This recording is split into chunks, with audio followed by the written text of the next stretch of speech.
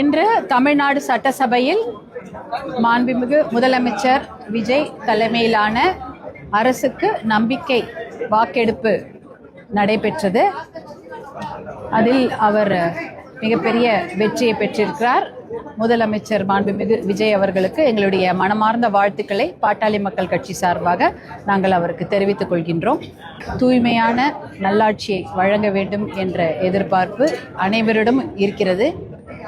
பாட்டாளி மக்கள் கட்சியின் கொள்கைகள் பூரண மதுவிலக்கு, போதை ஒழிப்பு, மது ஒழிப்பு, பெண்கள் பாதுகாப்பு, சமூக நீதி, சாதிவாரி கணக்கெடுப்பு, இடப்பங்கீடு போன்ற நீர் மேலாண்மை, விவசாயத்துக்கு முன்னுரிமை, தமிழுக்கு முன்னுரிமை, இளைஞர்களின் வேலை வாய்ப்பு, தனியார் நிறுவனங்களில் இளைஞர்களுக்கு வேலை வாய்ப்பை உறுதி செய்வது 80% உறுதி செய்ய வேண்டும் என்பது பாட்டாளி மக்கள் கட்சியுடைய நிலைப்பாடு.